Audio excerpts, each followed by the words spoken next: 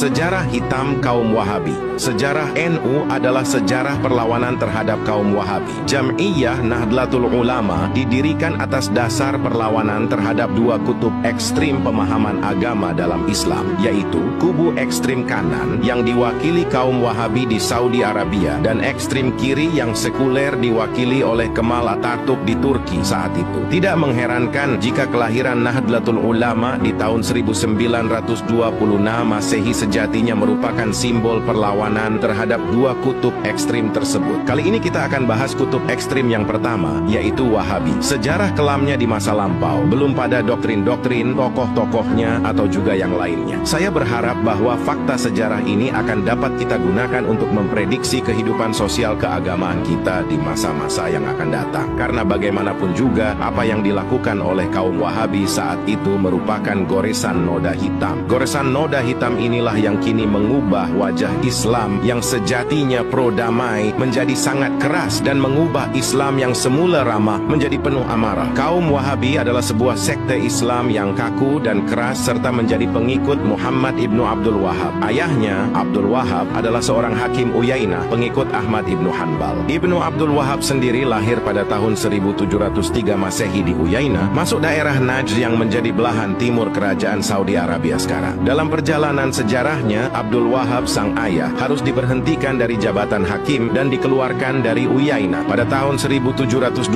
Masehi karena ulah sang anak yang aneh dan membahayakan tersebut. Kakak kandungnya, Sulaiman bin Abdul Wahab, mengkritik dan menolak secara panjang lebar tentang pemikiran adik kandungnya tersebut. As-Sawa'iq al-Ilahiyah fi Ar-Rad al-Wahabiyah, Abdurrahman Wahid, Ilusi Negara Islam, 2009, halaman 62. Pemikiran Wahabi yang keras dan kaku ini dipicu oleh pemahaman keagamaan yang mengacu bunyi harfiah teks Al-Quran maupun Al-Hadis. Ini yang menjadikan Wahabi menjadi sangat anti tradisi, menolak tahlil, maulid Nabi SAW, Barzanji, manaqib dan sebagainya. Pemahaman yang literer ala Wahabi pada akhirnya mengeklusi dan memandang orang-orang di luar Wahabi sebagai orang kafir dan keluar dari Islam. Orang Wahabi merasa dirinya sebagai orang yang paling benar, paling muslim, paling soleh, paling mukmin dan juga paling selamat. Mereka lupa bahwa keselamatan yang sejati tidak ditunjukkan dengan klaim-klaim Wahabi tersebut, melainkan dengan cara beragama yang ikhlas, tulus dan tunduk sepenuhnya kepada Allah Subhanahu wa Ta'ala. Namun ironisnya, pemahaman keagamaan Wahabi ini ditopang oleh kekuasaan Ibnu Saud yang saat itu menjadi penguasa Najd. Ibnu Saud sendiri adalah seorang politikus yang cerdas yang hanya memanfaatkan dukungan Wahabi demi untuk meraih kepentingan politiknya belaka. Ibnu Saud misalnya meminta kompensasi